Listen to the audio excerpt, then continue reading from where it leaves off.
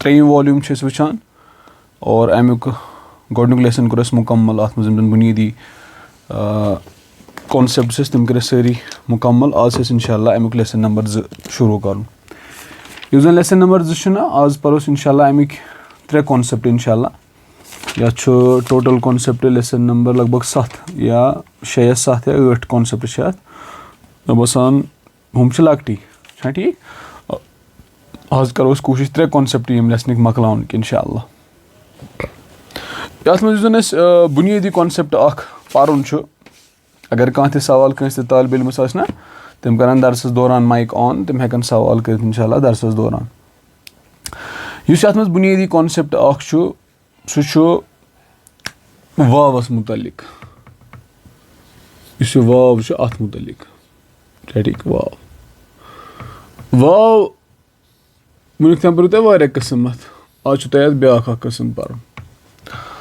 किस्म पो तुम जन हर्फ हर्फ तथ मन पो तुम हर्फ अतफिन हर्फ अतफिन मसलन अगर एग्जाम्पल दमो सो मसलन खरज अल मुदर्रिसु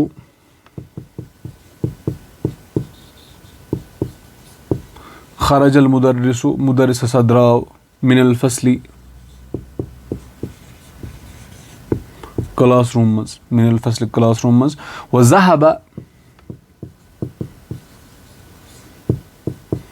ज़हब और सा गो इला मकतबिल मुदीर इला मकतबिल मुदीर अगर वुचान ना यह वाव ये वाव यह कत मानस मज आव या और किस मानस मज अस खरज अल मुदर्रिसु मिनल फसली व ज़हब इला मकतबिल मुदीर और सा गो मुदर्रिस हसा द्राव क्लासरूम मज और सा गो कोर तान प्रिंसिपल किस ऑफिस तान जन प्रिंसिपल तम सस डीन तम सस ऑफिस यह वाव यह हर्फ अतफ यह वाव हर्फ अतफ तो कत समझ या तुम हेकि इथे कनी बदल कह जुमल वन तुम वनो उरीदु किताबन व कलमन उरीदु किताबन व कलमन बस किताब तो कलम यछान तो यु तुम वन उरीदु किताबन व कलमन इस वाव अतन इस्तेमाल गो यह वाव तो क्या यह हर्फ अतफ यह हर्फ अतफ या तुम वन मसलन ब्या जुमल इथे कनी खरज ज़ुबैर व हामिदुन खरज ज़ुबैर व हामिदुन अतन तुम वाव करान इस्तेमाल जुमलस मज वाव क्या यह हर्फ अतफ गो वाव तुम किस्म यह पोर्मुत वालेकुम सलाम रहमतुल्लाह हाँ हाँ बिल्कुल वन पोर तुम हर्फ अतफस रिलेटेड कि यह हर्फ अतफ पोर्मुत हाँ बिल्कुल वाव हर्फ अतफ फर्स्ट वॉल्यूम किस लेसन नंबर 10 मज पोर्मुत हाँ बिल्कुल दोम पोरू तुम सेकंड वॉल्यूमस मज वाव किस्म तथ वावस वनान क्या वनान तथ वावस वनान वावुल कसम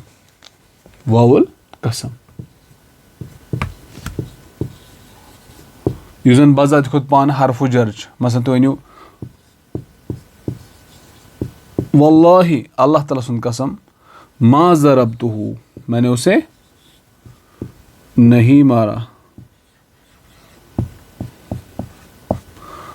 ठीक या तुम वन कनी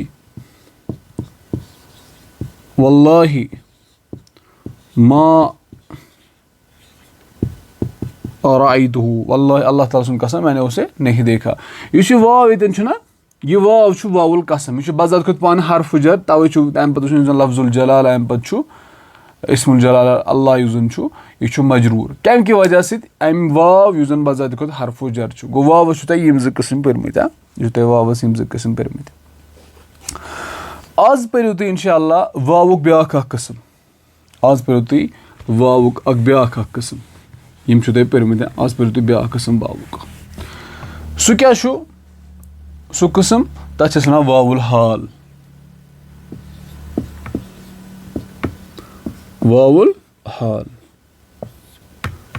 वावुल हाल या तुम वन तो यथ कन कि अच्छे जुमला इस्मिया पोर्मुत जुमला फ़ैलिया पोर्मुत आज पो तुम ब्या किस्म जुमलुक सह गो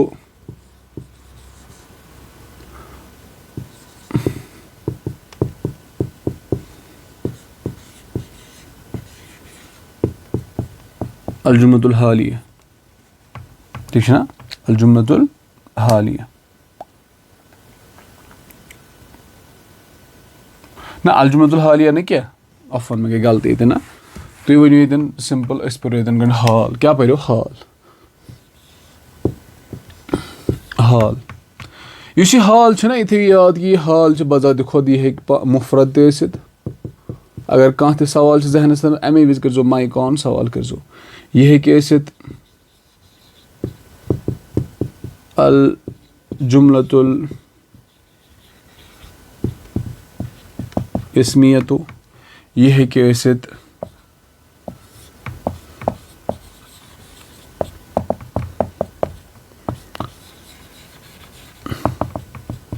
یہِ ہیٚکہِ الجملة الفعلیہ تہِ ٲسِتھ یہِ چھُ یاد تھاوُن ییٚتٮ۪ن حال چھُ اَسہِ پَرُن یُس یہِ حال چھُنہ حال یہِ سَمجھا بہٕ وٕنی حال کَتھ چھِ أسۍ وَنان واوُل حال کَتھ چھِ أسۍ وَنان مُفرد کَتھ چھِ أسۍ وَنان یہِ حظ یہِ حال یہِ تھٲیِو یاد کُنہِ چیٖزٕچ حالت بیان کَرٕنۍ کُنہِ چیٖزٕچ حالت بیان یُتھُے وٕنہِ اٮ۪گزامپٕل دِمہٕ تَمہِ وِزِ گژھِ زیادٕ کٕلیَر اِنشاء اللہ لیکِن ییٚتٮ۪ن چھُ گۄڈٕ یہِ چیٖز یاد تھاوُن کہِ کُنہِ تہِ چیٖزٕچ حالت بیان کَرٕنۍ حالت ہیٚکِو تُہۍ بیان کٔرِتھ سُہ ہیٚکہِ مُبتدا ٲسِتھ تَمِچ حالت کٔرِو تُہۍ بیان سُہ ہیٚکہِ خبر ٲسِتھ تَمِچ حالت کٔرِو تُہۍ بیان سُہ ہیٚکہِ فٲیِل ٲسِتھ تَمِچ حالت کٔرِو تُہۍ بیان سُہ ہیٚکہِ مفعولٌ بِہی ٲسِتھ تُہۍ ہیٚکِو تَمِچ حالت بیان کٔرِتھ ٹھیٖک چھُنہ گوٚو یُس تُہۍ حال چھُو وَنان یُس یہِ حال چھُ اَصٕل چھُ یہِ چھِ أسۍ کُنہِ چیٖزٕچ حالت کُنہِ چیٖزٕچ کیفیت بیان کَران اور یہِ چھِ جُملَس منٛز پانَے تَران فِکرِ اَتھ منٛز چھُ یہِ اَمِچ حالت بیان کَرنہٕ یِوان یا کیفیت بیان یِوان کَرنہٕ اور یہِ کیفیت یا حالت یۄس بیان چھِنہ یِوان کَرنہٕ یہِ ہیٚکہِ ٲسِتھ مُبتدا یہِ ہیٚکہِ ٲسِتھ خبر یہِ ہیٚکہِ ٲسِتھ فٲیِل یہِ ہیٚکہِ ٲسِتھ مفعوٗل ٹھیٖک چھُنہ یہِ چھُ ییٚتٮ۪ن یہِ چیٖز یاد تھاوُن یہِ چھُ ییٚتٮ۪ن اَصٕل پٲٹھۍ یاد تھاوُن گوٚو ییٚلہِ أسۍ کُنِچ حالت بیان کَرو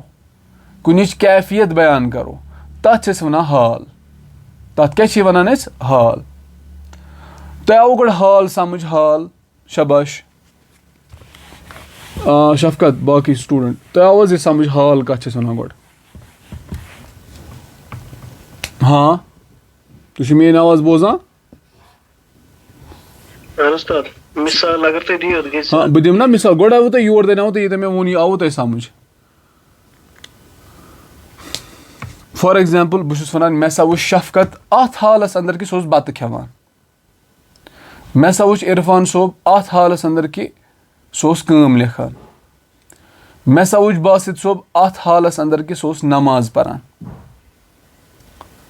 گوٚو یُتھُے مےٚ شفقتَس مُتعلِق کَتھ کٔر نہ مےٚ ووٚن شفقت ہسا وٕچھ مےٚ بَتہٕ کھٮ۪وان سَمجھاوُن فار ایٚگزامپٕل مےٚ ہسا وٕچھ سُہ اَتھ حالَس اَنٛدر کہِ سُہ اوس بَتہٕ کھٮ۪وان گوٚو بہٕ چھُس شفقت سٕنٛز کیفیت کَران بیان بہٕ چھُس تٔمۍ سٕنٛز حالت کَران بیان یُتھُے سُہ مےٚ وٕچھ مےٚ کَتھ حالَس اَنٛدر وٕچھ سُہ فار ایٚگزامپٕل بہٕ چھُس وَنان مےٚ ہسا وٕچھ عرفان صٲب اَتھ حالَس اَنٛدر کہِ سُہ اوس کٲم لیکھان گوٚو بہٕ چھُس عرفان صٲبٕنۍ کیفیت أمۍ سٕنٛز حالت کَران بیان یُتھُے مےٚ سُہ وٕچھ تٔمۍ سٕنٛز حالت کیٛاہ ٲس کیفیت کیٛاہ ٲس تَمِچ بہٕ چھُس وَنان مثلاً مےٚ ہسا وٕچھ باسط صٲب اَتھ حالَس اَنٛدر کہِ سُہ اوس نماز پَران گوٚو بہٕ چھُس باسط صٲبٕنۍ کیفیت کَران بیان أمۍ سٕنٛز حالت کَران بیان کہِ یُتھُے مےٚ باسط صٲب وٕچھ یہِ کَتھ حالَس منٛز وٕچھ مےٚ شیخا سَمٕجھ آیا ہاں آ یُس یہِ وۄنۍ یہِ حالت چھَنہ یِوان بیان کَرنہٕ یُس یہِ حال یَتھ وَنان چھِ أسۍ یہِ ہیٚکہِ بعض اوقات مُفرد ٲسِتھ سِنگل وٲڈ بعض اوقات ہیٚکہِ الجملة الاسمیہ ٲسِتھ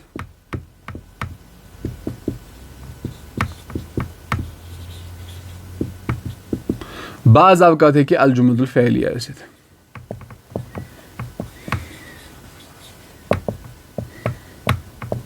لیکِن نہ چھِ اَسہِ جملے فعلیہ پَرُن یَتھ لیسنَس منٛز نہ چھِ اَسہِ مُفرد پَرُن یَتھ منٛز چھِ اَسہِ پَرُن بُنیٲدی طور کہِ جملے اسمیہ مُکمل جملے اسمیہ یَتھ منٛز مُبتدا خبر آسہِ اور خبرِ ہِنٛدۍ اقسام چھِو تۄہہِ پٔرمٕتۍ مُکمل جملے اسمیہ حال بٔنِتھ چھِ یِوان مُکمل جملے اسمیہ کیٛاہ بٔنِتھ چھِ یِوان حال بٔنِتھ چھِ یِوان حالت چھِ یعنی کہِ أسۍ چھِ کُنہِ مُبتداہَس مُتعلِق أسۍ چھِ کُنہِ خبرِ مُتعلِق یا أسۍ چھِ کُنہِ فٲیلَس مُتعلِق یا أسۍ چھِ کُنہِ مفعوٗلَس مُتعلِق تٔمۍ سٕنٛز حالت کَران بیان تٔمۍ سٕنٛز کیفیت کَران بیان اور سۄ حالت یۄس تُہۍ یَتھ لیسنَس منٛز پَران چھُو سۄ کیفیت تٔمۍ سٕنٛز بیان سۄ ٲسۍ نہٕ مُفرد کینٛہہ سۄ ٲسۍ نہٕ جملے فعلیہ کینٛہہ بلکہِ سۄ آسہِ جملے اسمیہ گوٚو یَتھ لیسنَس منٛز پٔرِو تُہۍ کہِ مُکمل جملے اسمیہ چھُ حال بٔنِتھ یِوان حالت کَران بیان کیفیت کَران بیان और येतन छ याद थाउन येम सिंस वन एस हालत बयान करान छ यिथ कन मे वनी कशर पर एग्जांपल दिस येम सिंस हालत बयान करान छ ना तमिस छ वनान साहिबुल हाल तमिस क्या छ वनान तमिस छ वनान साहिबुल हाल शफकत बद क्यों था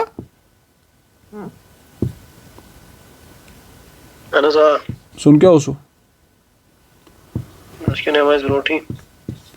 असल करो सुन क्या उसो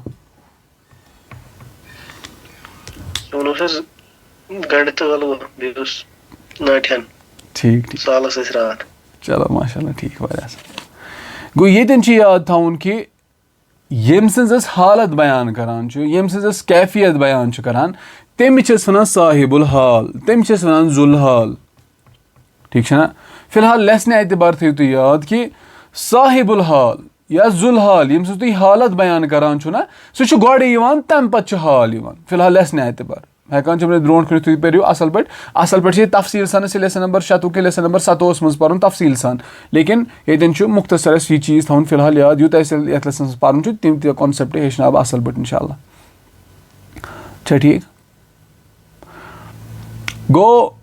हाल कत वन ये कुन चीज़ हालत कैफियत बयान करान तथ वन हाल और यह हाल है मुफरद तसित यह जुमला इस्मिया यह अलजुमलुल फ़ैलिया तसित ठीक है ना और यम यथ लेसनस मज अलजुमलुल इस्मिया पर्न कि मुकम्मल जुमला इस्मिया हाल बनित और यम सिंस हालत बयान करान यम सिंस कैफियत बयान करान तमिस वनान साहिबुल हाल या जुल हाल तमिस वनान साहिबुल हाल या जुल हाल मसलन बह दिमो तुम पे एग्जाम्पल बस मे सा वो शफकत गो अलग अत हालस अंदर कि सह लेखान शफकत तला मे वन अत मज कुछ हाल तो और साहिबुल हाल यानी कि जुल हाल कुछ बस वन मे सा वो शफकत अत हालस अंदर कि सह लेखान वन सा मे गो हाल कुछ अत मज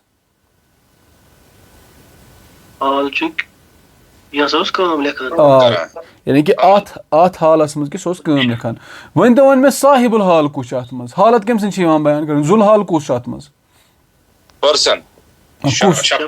शफकत वारियाह असल वन बह वन मे सा वो बासित सोब अत हालस अंदर कि सह जामिया मस्जिद मज नमाज परान वन तो मे अत मज कुछ हाल नमाज यानी कि अत हालस अंदर सह हालत कि ये मज नमाज परान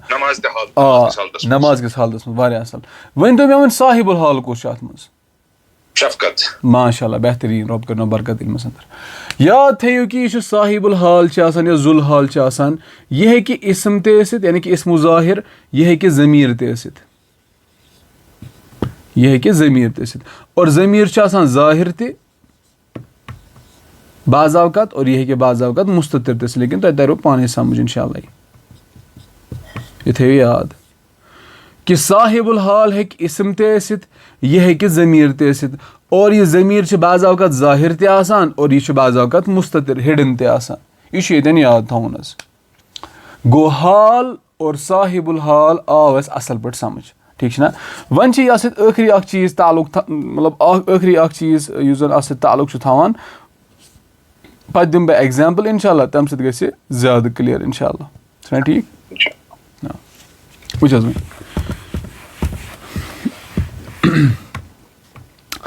युस यह साहिबुल हाल तो बे हाल आसान छना अत आसान मजबाग अख राबित कनेक्टर अत वनान युस जुड़ावान राबित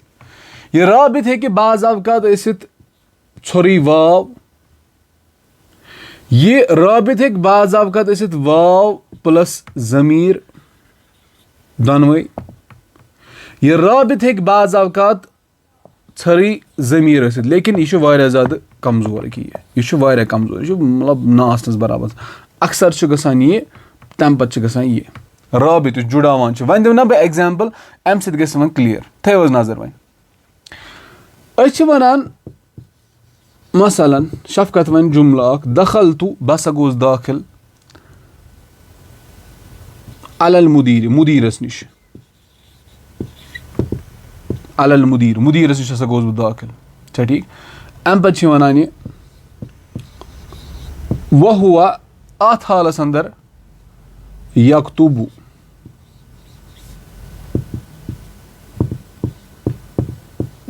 अत हालस अंदर कि सह लेखान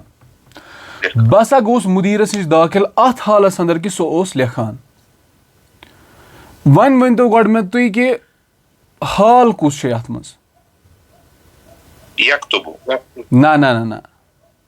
मे वोन तुम हालस वनी हालस त्रे किस्म अख गो मुफरद सिंगल वर्ड ब्या गो जुमले इस्मिया मुकम्मल हाल बनित ब्या गो जुमले फैलिया मुकम्मल हाल बनित मे वोन तुम यथ लेसनस मज मुकम्मल जुमले इस्मिया हाल बनित वन वनियो तुम जुमले एतबार यथ मज कुछ हाल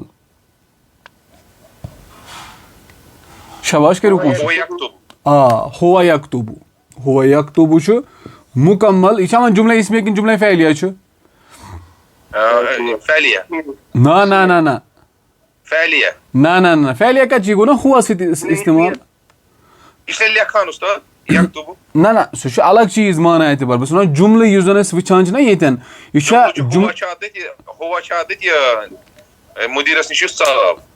यह सही बस वन यह इसमिया ये बन मुकम्मल जुमले वालेकुम सलाम रहमतुल्लाहि व बरकातहू यह हुआ मुब्तदा इत मैरा सोबन वो यक्तुबु जुमले फैलिया सारी खबर गो यह खबर यह जुमले फैलिया सारी खबर कत हुआ खतर हुआ प्रोनाउन यह जमीर गो हुकुम लगे जुमले इसमियू गो ये आव यह मुकम्मल जुमले इसमिया ठीक ना वो यह जुमले इसमिया मुकम्मल और यह जुमले इसमिया बनो मुकम्मल क्या यह हाल यह हाल वन तो मे वन साहिबुल हाल कुछ मुदीर शाबाश करो कोशिश करो मुदीर मुदीर मुदीर ना यथ मन तो यह साहिबुल हाल यह बसा गोस दाखिल यह बसा गोस दाखिल अत हालस अंदर कि मुदीर लेखान ठीक यह तू यह जन तू यह साहिबुल हाल छा ठीक यह साहिबुल हाल यह आवा समझ वन वन तो मे वनी वो मे राबित हसा साहिबुल हाल बेहाल अ चीज जुड़ावान बाज अवकात यह राबित हे वाव छोरी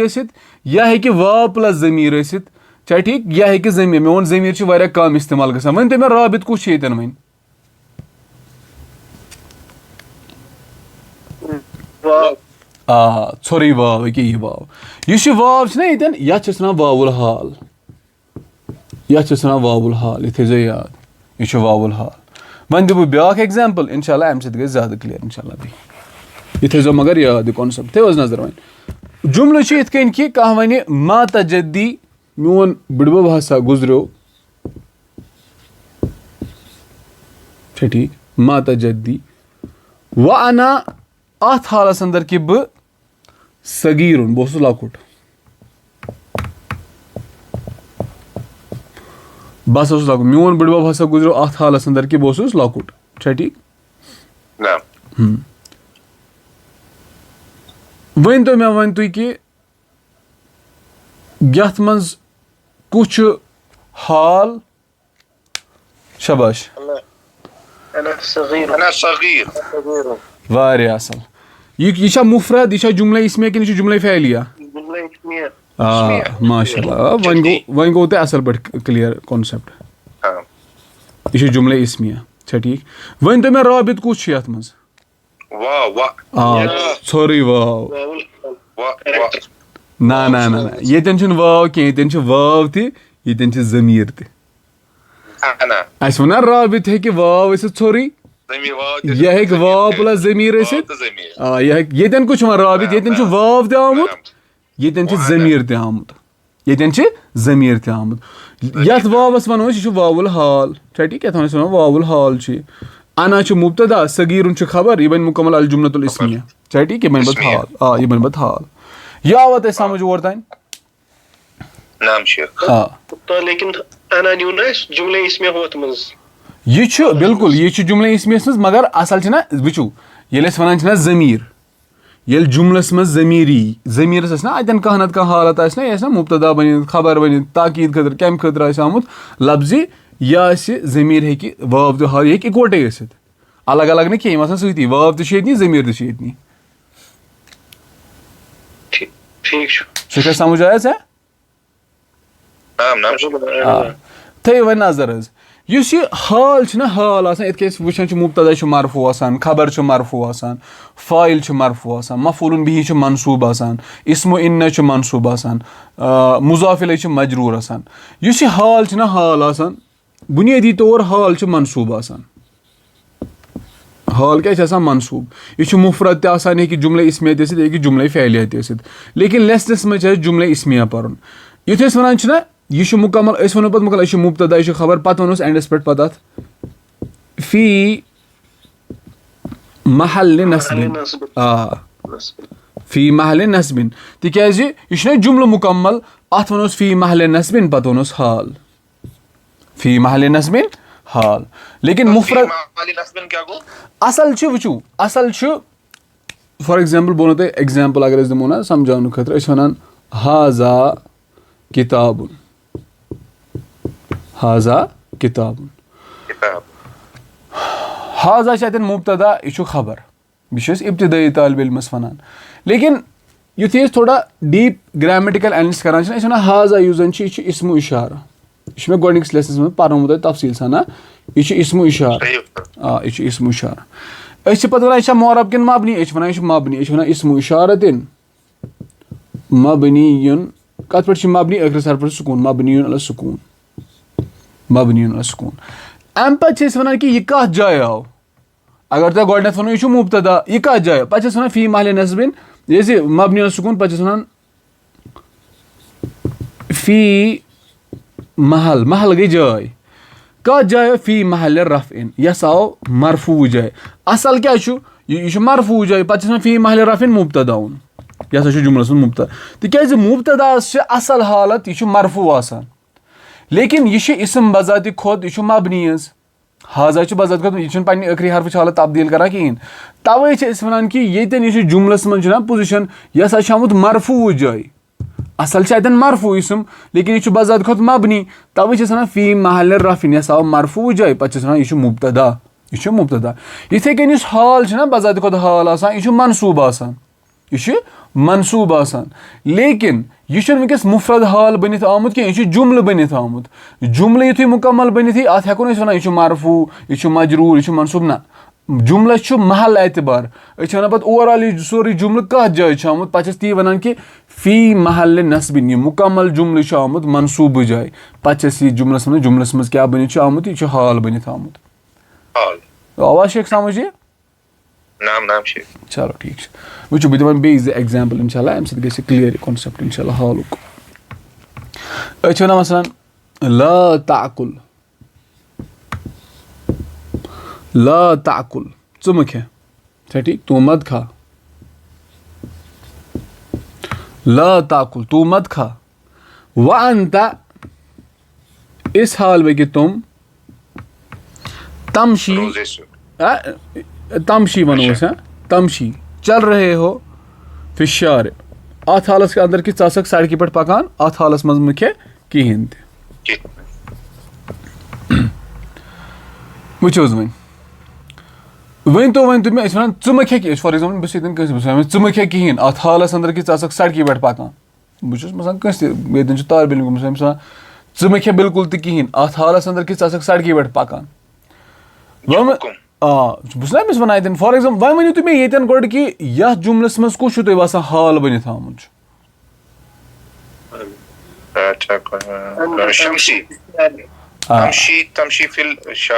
वनो ना वनो फॉर एग्जाम्पल हाल हालस पर त्रे किस्म मुफरत जुमले इस्मिया जुमले फ़ैलिया मे वन तो ये मज कुस किस्म मुफरत जुमले इस्मिया कि जुमले फ़ैलिया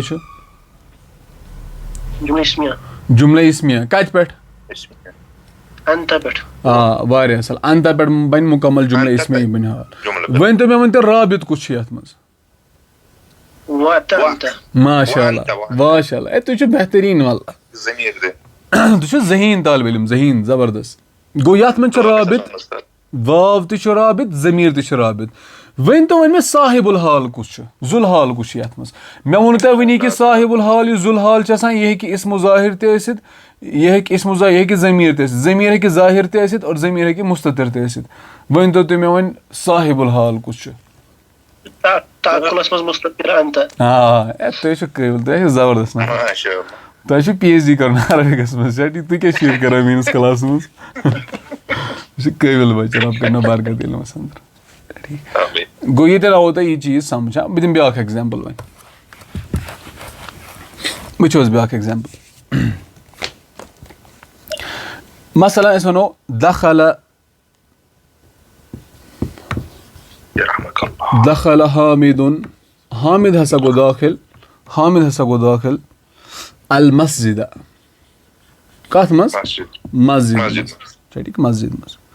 वल इमामु अथ हालस अंदर कि इमाम यकराउ कुरान यकराउल फातिहा मस यकराउल फातिहा सो सूरह फातिहा पढ़ान ठीक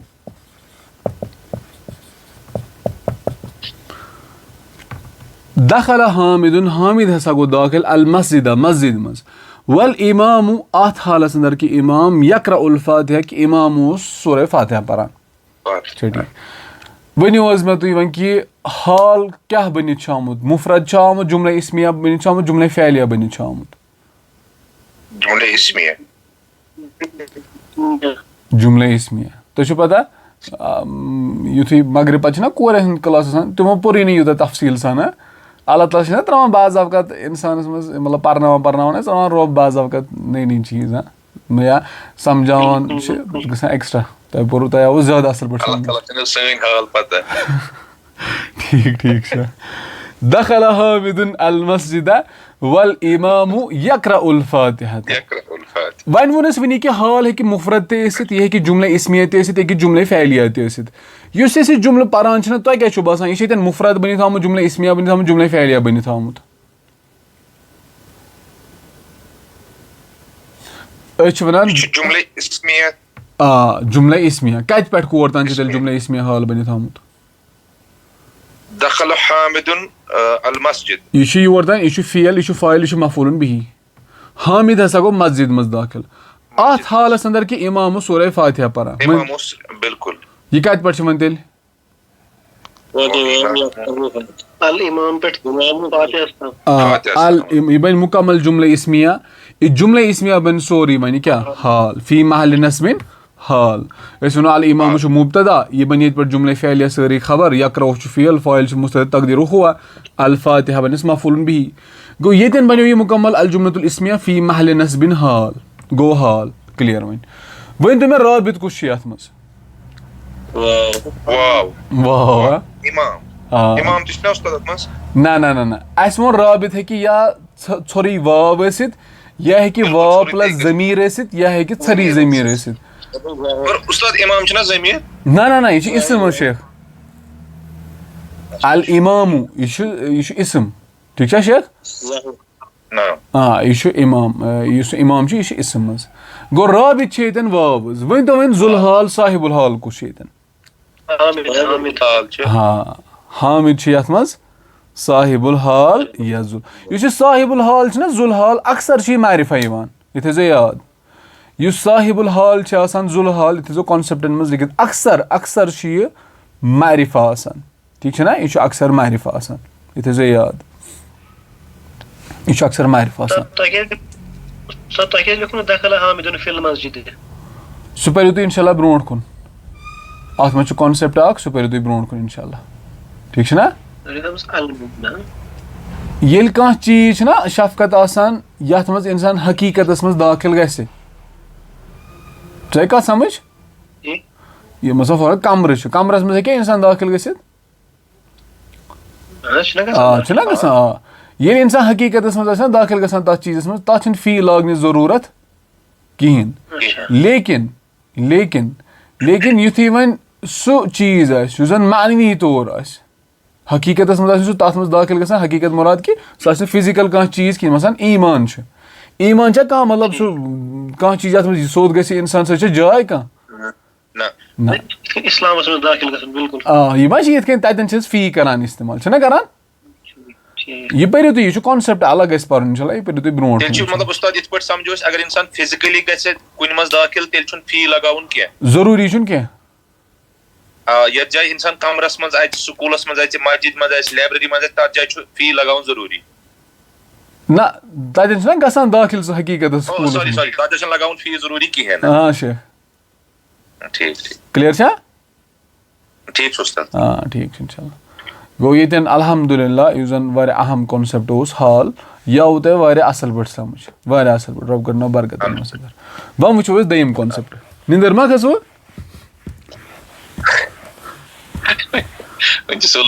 चलो ठीक है। यात में ब्या कॉन्सेप्ट पर ऑलरेडी पोर्मुत सो गो ला अल्लाह ठीक यह ऑलरेडी यह कॉन्सेप्ट पोर्मुत। ये क्या वन हरफ तरज्जी वल इशफाक ठीक यह पोर्मुत। यह पोर्मुत सेकंड वॉल्यूम किस गोडनिक्स लेसनस मज हरफ तरज्जी वल इशफाक। यह उम्मीद खतर तो बे खौफ खतर ठीक यह उम्मीद खतर बे कम खतर बे यह खौफ खतर फियर तो बे होप। यह पता कॉन्टेक्स्ट पाने वन यह कम खतर मसलन तुम जन वन ये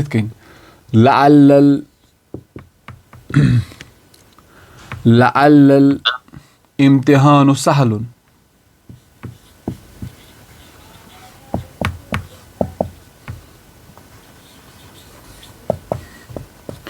तुम वन खौफ मे कि इम्तिहान सहल कि तुम वन उम्मीद मे इम्तिहान सहल उम्मीद ठीक। या तुम वन फॉर एग्जाम्पल इथे कनी ये वो तुम उम्मीद खतर आमुत गो तरज्जी खतर हाँ बारकल्लाहु फीक रब करनो बरकत इल्म से बेहतरीन लअल इम्तिहान इस्म लअल खब माशाल्लाह बेहतरीन अल्लाह तआला करनो बरकत इल्म से वारे असल वुचो वन वन जम युत कन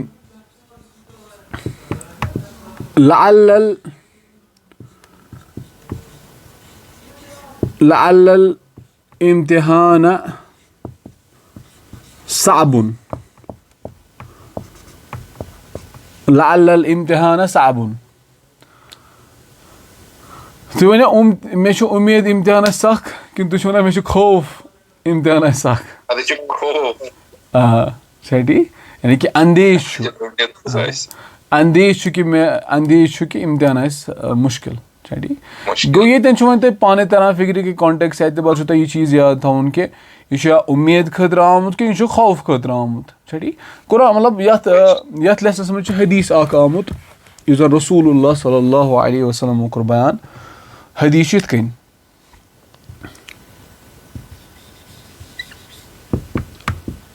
लअल्ली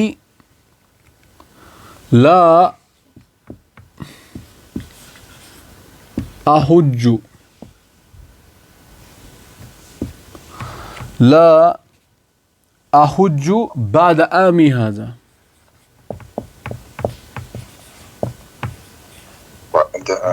बाद आमी मतलब गो मेरा ये मतलब ये आम गो साल अद मेरा ये साल इस साल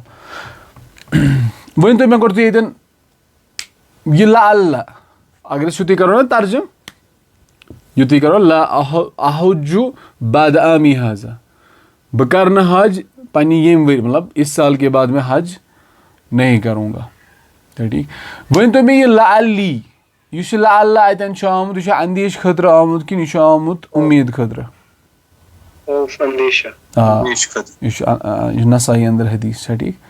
कि मुझे अंदेशा है कि इस साल के बाद मैं हज नहीं कर सकूँगा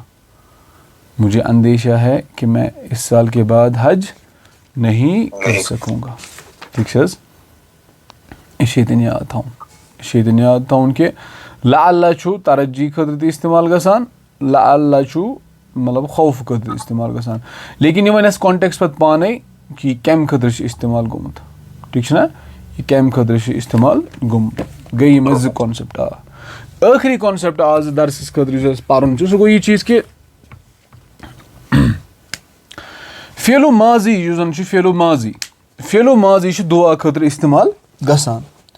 फेलो माजी छ कम खतर गसान इस्तेमाल दुआ खतर छ फेलो माजी इस्तेमाल गसान मसलन अस दिमो एग्जांपल 4 मसलन अख एग्जांपल शफाहुल्लाह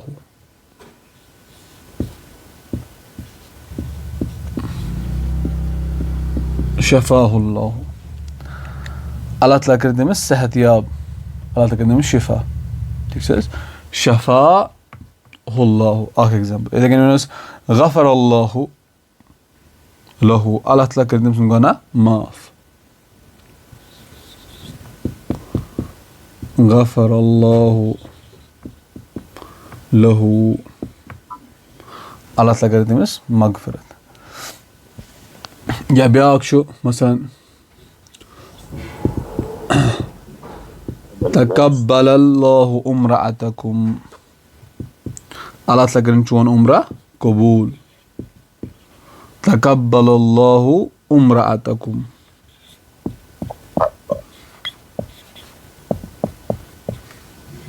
ठीक उम्रअतकुम अल्लाह ताला करें चोन उम्रा कबूल या इथे कनी आखिरी एग्जांपल सो गो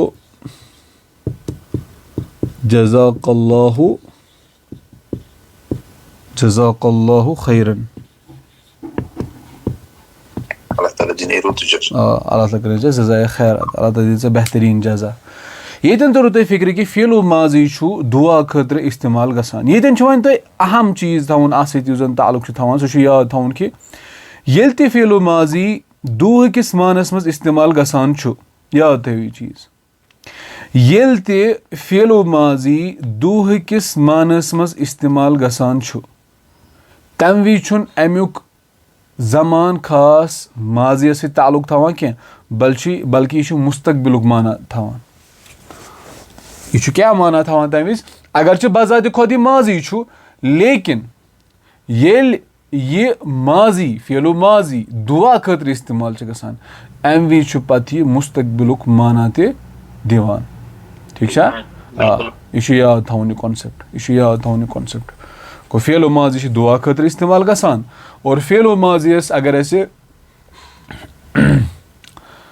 दुआ खतर इस्तेमाल कोर वुचान कि माजी पास्ट खतर लेकिन ये दुआ खतर कह फेल इस्तेमाल करान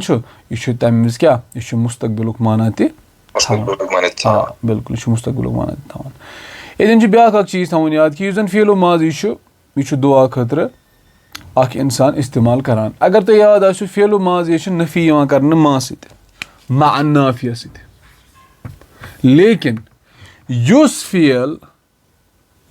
फेल माजी दुआ खतर आसना इस्तेमाल गोमुत और तथ मज आसो तुम नफी करें तम विज करो तथ नफी तुम ला सत यह थो याद कॉन्सेप्ट बह दिम वनी एग्जाम्पल तो इंशाल्लाह तम सत ज्यादा क्लियर असल फेलो माजी फेलो माजी यह बाज़ अवकात दुआ खतर इस्तेमाल इवान करना और ये दुआ खतर इस्तेमाल गसान फेलो माजी अमुक माना युस जन जमान युस जन सह पत मुस्तकबिलस मज इस्तेमाल करना ठीक मसन गफरल्लाहु लहू अल्लाह ताला करें तमिस क्या यानी कि फ्यूचरस मज ते पास्टस मज तकब्बलल्लाहु उम्रअत अल्लाह ताला करे चोन उम्रा कबूल यानी कि अल्लाह ताला चोन उम्रा कबूल कोरमुत ना बल्कि अल्लाह ताला करने चोन उम्रा अल्लाह ताला करें चोन उम्रा कबूल गो माजी नफी गसान मा सत लेकिन युस फेलो माजी दुहस खतर आसना आमुत अन्न इस्तेमाल करने अगर तथ नफी करें तम विज नफी करने तथ कम सत ला सत अगर पाय कि फेलो माजी नफी गसान मा सत लेकिन युथी सह फेलो माजी दुआ खतर आमुत इस्तेमाल कर तम विज गि तथ मा सत नफी बल्कि तम विज गि तथ कम सत नफी ला सत मसलन दिमो वन एग्जाम्पल अम सत गई ज्यादा इंशाल्लाह वजाहत इंशाल्लाह और यह त्रेयम आखिरी कॉन्सेप्ट बाकी कॉन्सेप्ट बचे तम वो सुबह इंशाल्लाह सह गो कि थो नजर ला अराका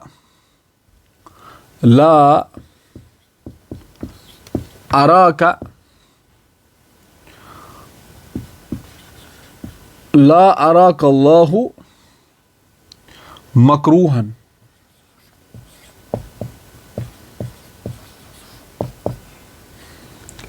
ठीक है ना Allah Ta'ala mă hăini țe kah te napasand चीज yus makruh as yus kharab as Allah Ta'ala mă hăini su चीज țe kihin yus ye ara chu na yu chu fi'l mazi yeten lekin yeten ay nafi karna at fi'l maziyas lasit kyazi تِکیازِ یُس fail ییٚتٮ۪ن اِستعمال چھُ گوٚمُت یہِ چھُ دوہے کِس معنس منٛز اِستعمال گوٚمُت اَمہِ موٗجوٗب آیہِ اَتھ نفی کرنہٕ کَمہِ سۭتۍ لا سۭتۍ نتہٕ چھِ اَصٕل کہِ فیلو ماضی چھِ نفی گژھان ما سۭتۍ لیکن فیلو ماضی چھُ ییٚتٮ۪ن دوہہِ کِس معنس منٛز آمُت یپور اَسہِ وۄنۍ یہِ کانسیپٹ کہِ فیلو ماضی یُتھُے دوہہِ کِس معنس منٛز اِستعمال گوٚمُت اَمہِ وِزِ چھُنہٕ اَتھ ما سۭتۍ نفی گژھان کینٛہہ اَمہِ وِزِ چھِ اَتھ لا سۭتۍ اَتھ چھِ لا سۭتۍ نفی گژھان اور مانا چھُ یہِ مُزارُک تھاوان مثلاً بیٛاکھ اکھ ایٚگزامپٕل چھُ یِوان دِنہٕ یہِ چھُ مشہوٗر ایٚگزامپٕل ہا لا فض اللہ فاقہ لا فض اللہ فاقہ ٹھیک چھا امیُک مطلب گوٚو اللہ تعالیٰ کٔر نہٕ چون ٲس بنٛد کِہیٖنۍ اکھ چھُ اتھ یہِ ترجُمہٕ گژھان چھا ٹھیٖک یا یِتھٕے کٔنی یُس ژٕ اصل کتھ چھُ کران یِم کر ژٕ کنٹِنیوٗ یا اردوٗ پٲٹھۍ چھِ ونان تُمہارے منہ میں گھی شکر کانٛہہ چھُنہ انسان خۄش گژھان زبردست کتھ ونان پتہٕ چھِ أسۍ ونان اردوٗ پٲٹھۍ یا پنجابی تُمہارے منہ میں کیٛاہ گھی شکر آ یہِ چھُ تٔتھی چھُ دوہہِ کِس معنس منٛز ییٚتٮ۪ن استعمال گوٚمُت ٹھیٖک چھُنہ یُس یِوان بٕتھِ پیٚیہِ لا فض اللہ فاقہ ہاے ہاے زبردست